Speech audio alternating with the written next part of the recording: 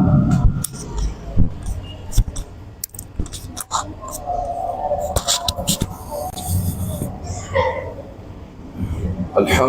لله رب العالمين والصلاة والسلام على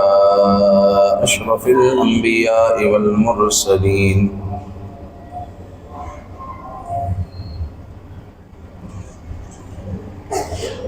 أما بعد فأعوذ بالله من الشيطان الرجيم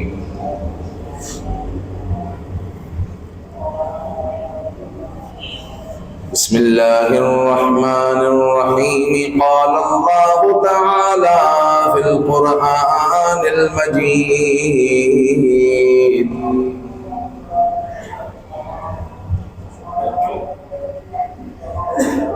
إذ يقول لصاحبه لا تحزن إن الله معنا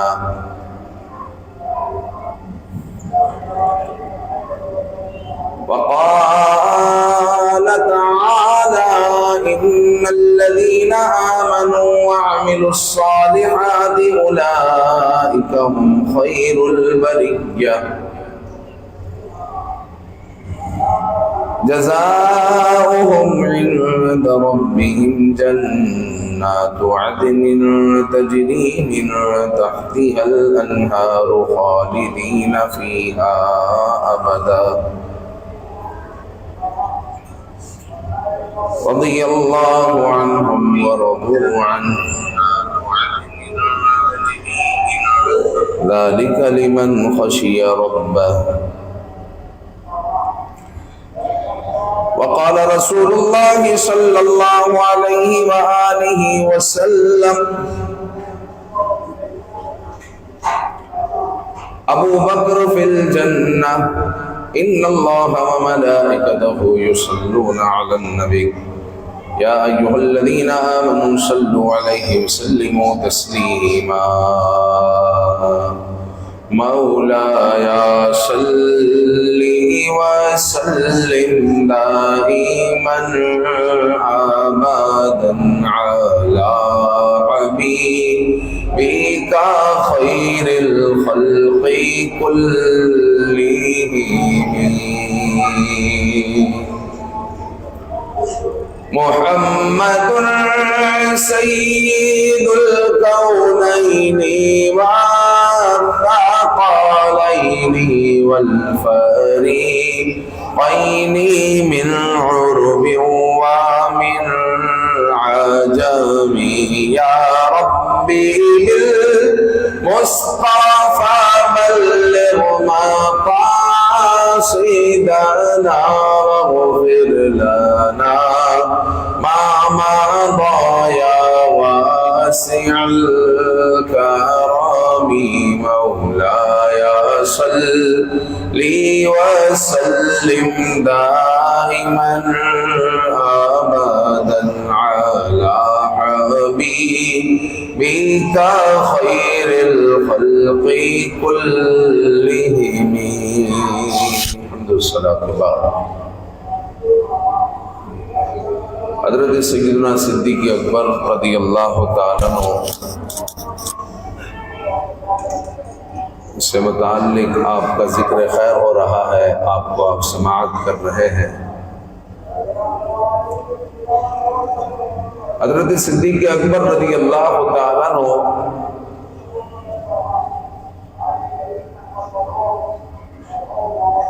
ने जब मुहाजिरीन को और अंसार को खुतबा इरशाद फरमाया, खलीफा होने से मुताल्लिक तो अपना तज़किरा बिल्कुल भी आपने नहीं फरमाया, बल्कि आपने इनको समझाया कि खलीफा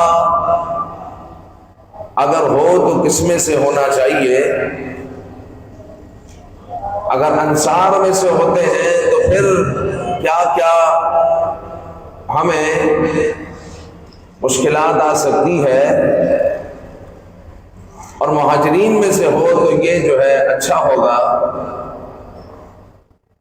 تو حضرت ابوبکر صدیق نے چند لوگوں کے، چند صحابہ کا نام لیا، ان میں حضرت عمر فاروق رضی اللہ تعالیٰ عنہ کا بھی نام تھا کہ آپ ان کے ہاتھ پر بیعت کریں، ان کو خلیفہ مقرر کریں۔ تو معاً بعد حضرت فاروق اعظم رضی اللہ تعالیٰ عنہ نے حضرت ابوبکر صدیق کے ہاتھ پر بیعت کر دی کہ میں آپ سے بیعت کرتا ہوں، آپ خلیفۃ المسلمین ہے۔ حضرت صدیق اکبر کے ہاتھ پر آپ نے بیعت کر لی، اور پھر لوگ جوک در جوک آپ کے ہاتھ پر بیعت کرنے لگے، اور اس طرح حضرت صدیق اکبر رضی اللہ تعالیٰ عنہ خلیفۃ الرسول صلی اللہ تعالی علیہ وآلہ وسلم ہو گئے۔ پھر حضرت ابوبکر صدیق رضی اللہ تعالیٰ عنہ منبر پر تشریف لے آئے، اور سیدنا صدیق اکبر رضی اللہ تعالیٰ عنہ نے ایک خطبہ ارشاد فرمایا کہ لوگوں،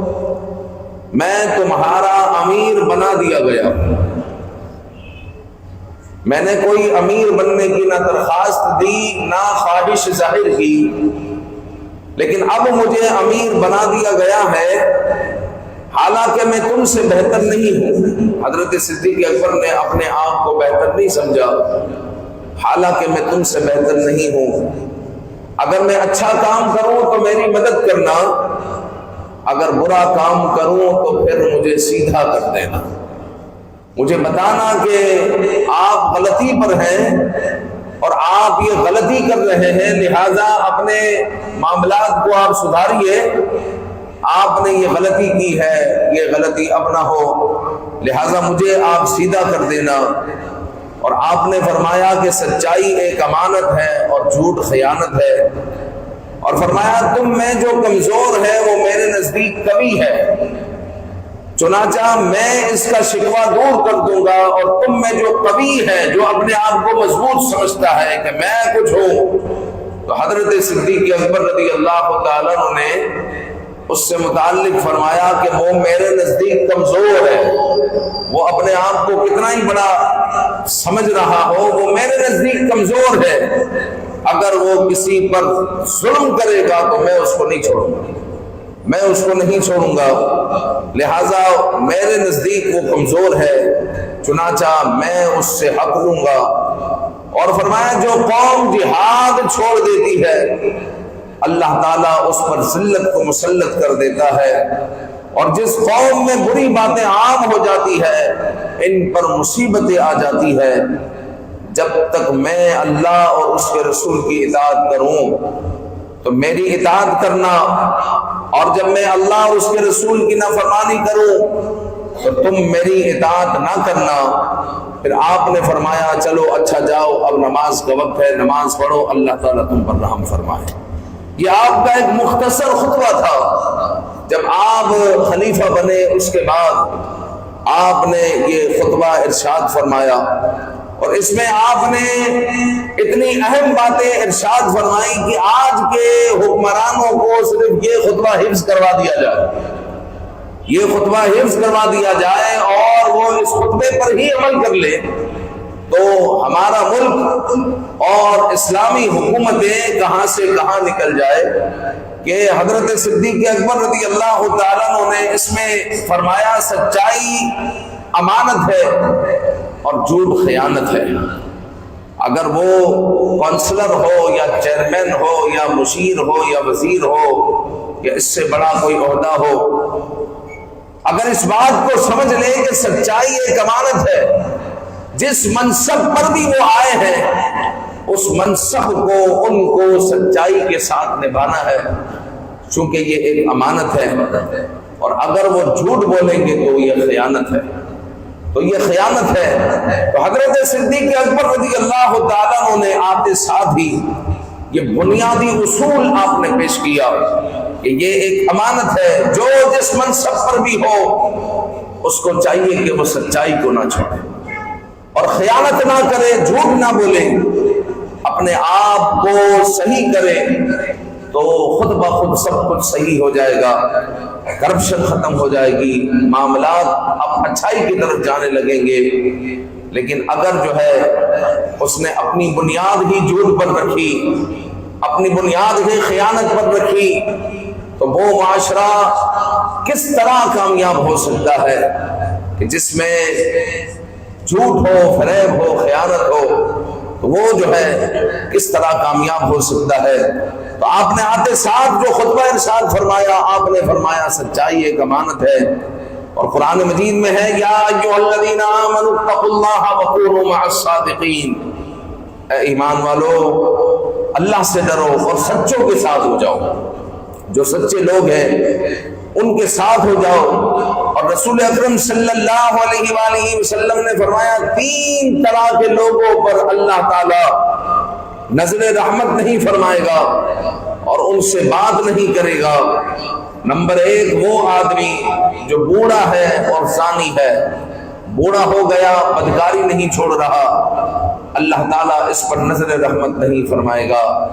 نمبر 2 حضور علیہ السلام نے فرمایا جھوٹا بادشاہ،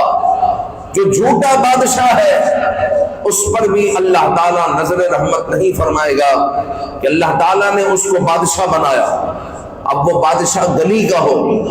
وہ بادشاہ محلے کا ہو، وہ بادشاہ ملک کا ہو،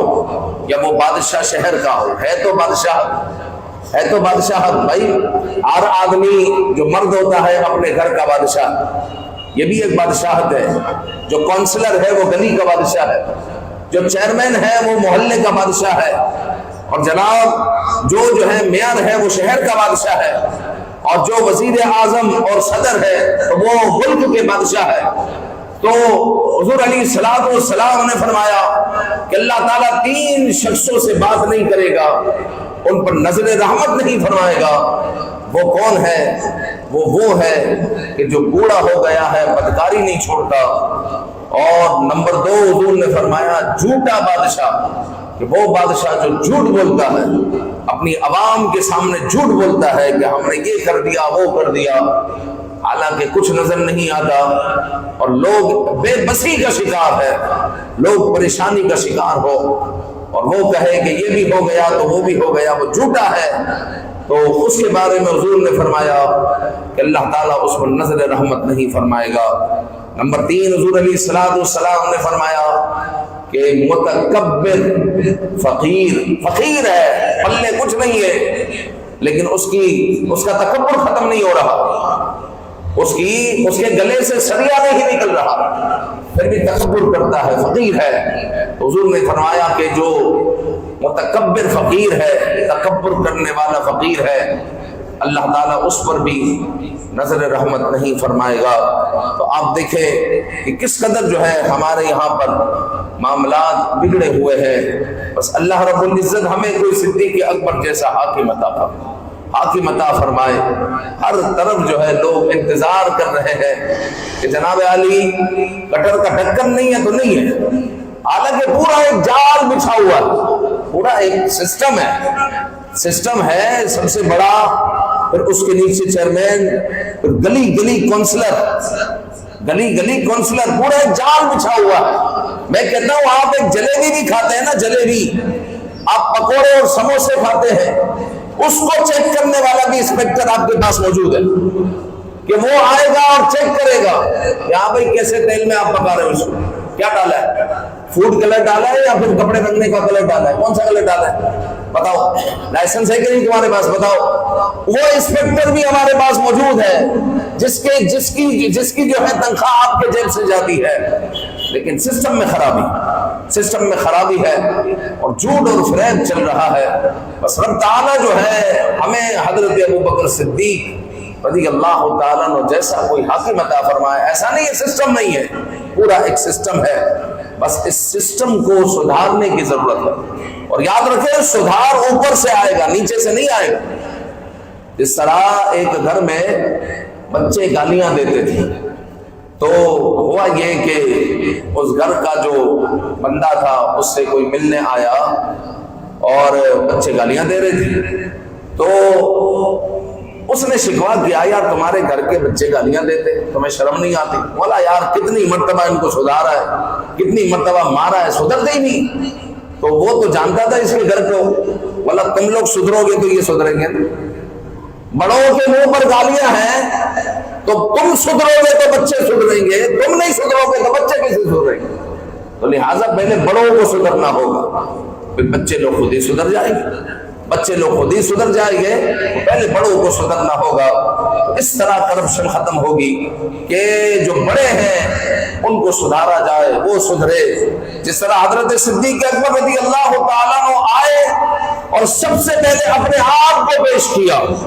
اپنے آپ کو پیش کیا اور فرمایا کہ اگر میں سیدھا چلوں تو میری مدد کرنا، میری مدد کرنا، اور اگر میں سیدھا نہ چلوں تو پھر مجھے سیدھا کر دینا، پھر مجھے سیدھا کر دینا۔ اور حضرت صدیق اکبر رضی اللہ تعالیٰ عنہ کے اقوال میں سے یہ بھی ہے کہ آپ جو ہے حضرت صدیق اکبر رضی اللہ تعالیٰ عنہ فرماتے ہیں، سیدنا صدیق اکبر کی حکومت میں حضرت صدیق اکبر رضی اللہ تعالیٰ عنہ فرماتے ہیں لوگوں مجھے خلیفہ بنا دیا گیا جبکہ میں تم سے بہتر ہوں۔ اور آپ فرماتے ہیں سب سے بڑی عقل مندی یہ ہے، سب سے بڑی عقل مندی یہ ہے کہ آدمی تقوی اختیار کرے، اور سب سے بڑی بے وقوفی یہ ہے کہ وہ اللہ کا نافرمان ہو۔ جس طرح آج کل ہم اس کو عقل مند سمجھتے ہیں کہ جس نے اپنا بزنس جما لیا، جس نے جو ہے بڑے مکانات اور جناب عالی بڑی فیکٹریاں بنا لی، بڑا مال جمع کر لیا، ہم اس کو کہتے ہیں یہ عقل مند ہے۔ اور جو مارکیٹ میں سچائی کا دامن پکڑے ہوئے ہے، سچ بولتا ہے، اس کے باعث اس کا گاہک چلا جاتا ہے، اس کو نقصان اٹھانا پڑتا ہے، اس کو کہتے ہیں ہم آپ بے وقوف آدمی۔ بھائی ہر وقت سچ نہیں بولنا ہوتا،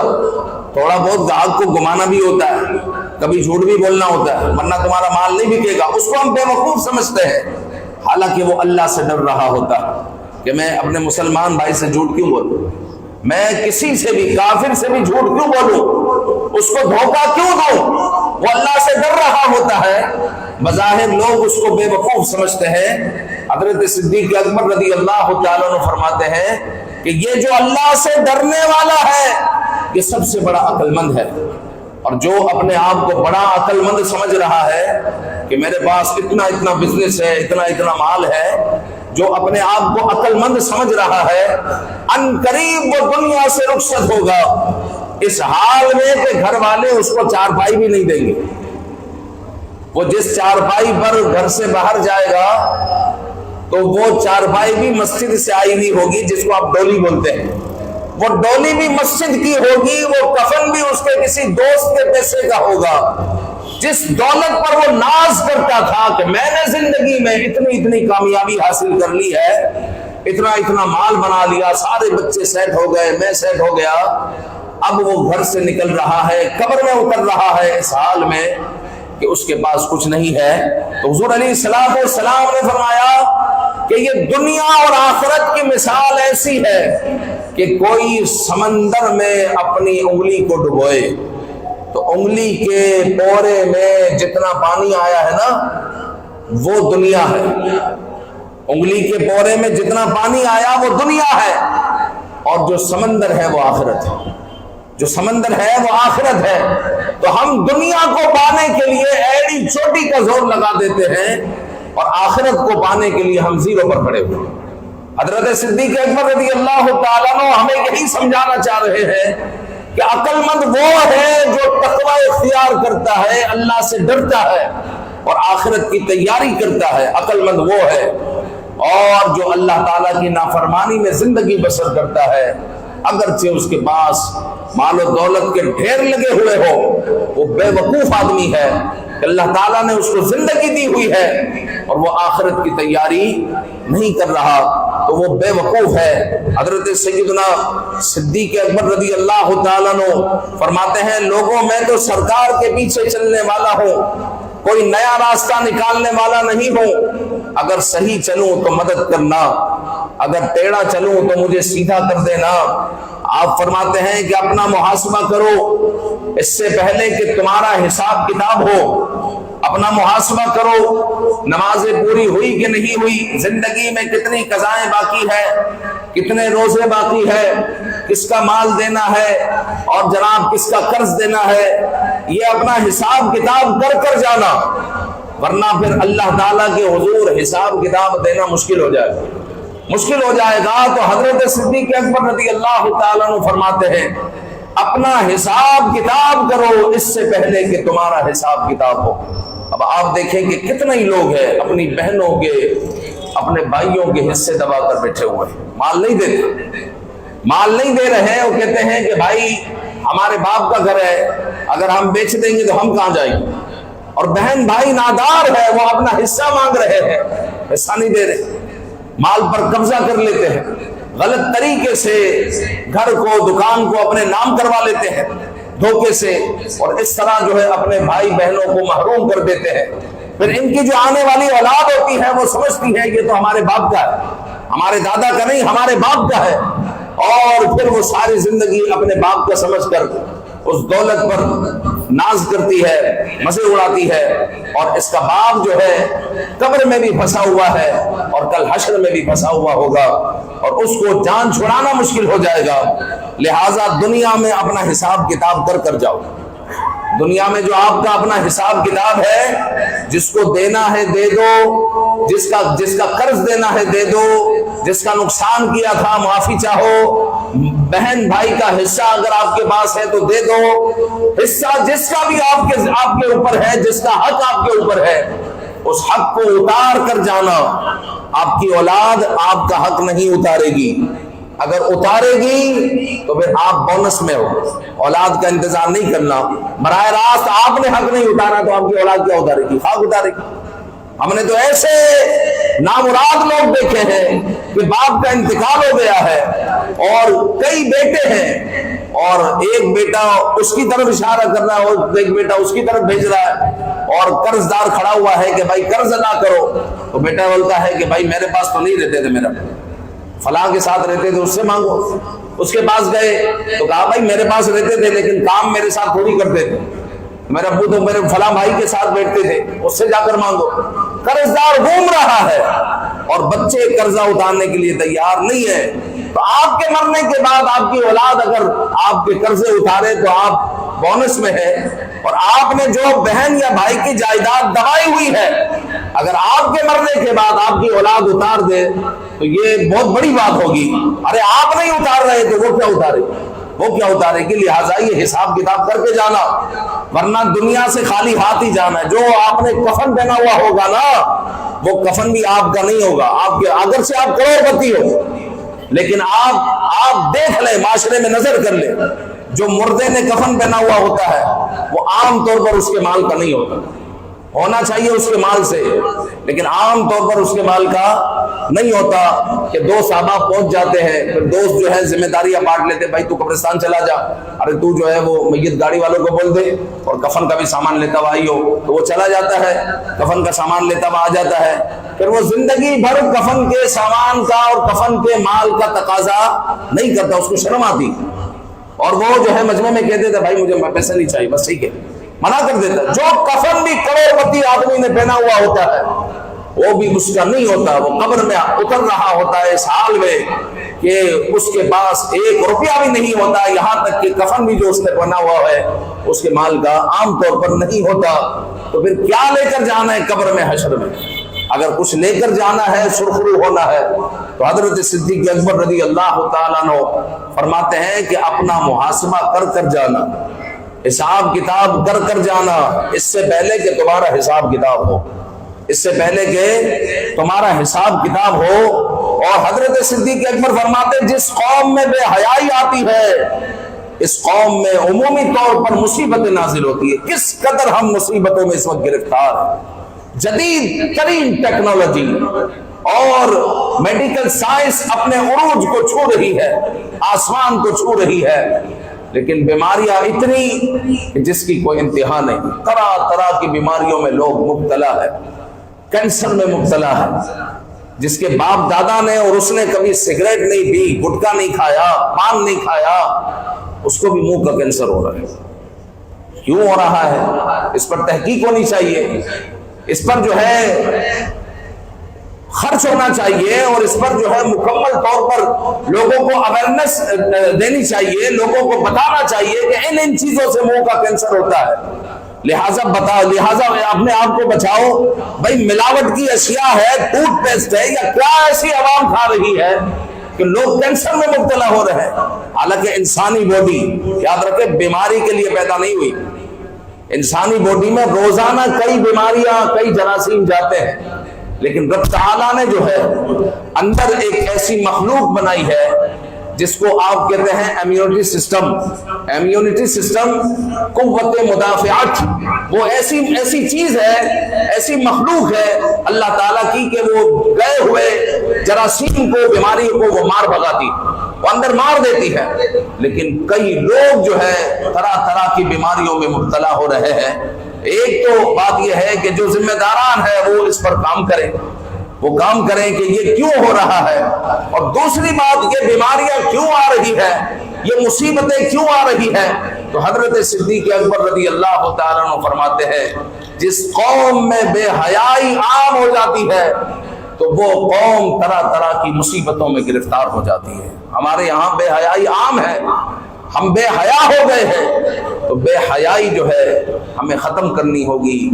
اور شرم نبی اور خوف خدا اور شرم خدا اپنے اندر پیدا کرنا ہوگا. بے حیائی صرف اس چیز کا نام نہیں ہے کہ کپڑے چھوٹے پہنے جائے. بے حیائی صرف اس چیز کا نام نہیں ہے. بے حیائی یہ بھی بے حیائی ہے کہ نماز فجر ہو رہی ہے اور نماز فجر کا وقت ہے, آپ اٹھے ہوئے ہیں لیکن سستی کر رہے ہیں نماز پڑھنے کی. یہ بھی بے حیائی ہے, یہ بھی بے حیائی ہے. اور آپ کھلے عام گناہ کر رہے ہیں, اللہ اور اس کے رسول سے حیا نہیں کر رہے, یہ بھی بے حیائی ہے. تو بے حیائی کا مفہوم بڑا وسیع ہے. تو ہمیں با حیا بننا ہوگا, اللہ اور اس کے رسول سے حیا کرنی ہوگی, اللہ اور اس کے رسول سے حیا کرنی ہوگی. رب تعالیٰ ہمیں حیا کی چادر عطا فرمائے, اور سیدنا صدیق اکبر رضی اللہ تعالیٰ عنہ کی سیرت طیبہ پر چلنے کی توفیق عطا فرمائے. آمین بجاہ النبی الامین صلی اللہ علیہ وآلہ وسلم.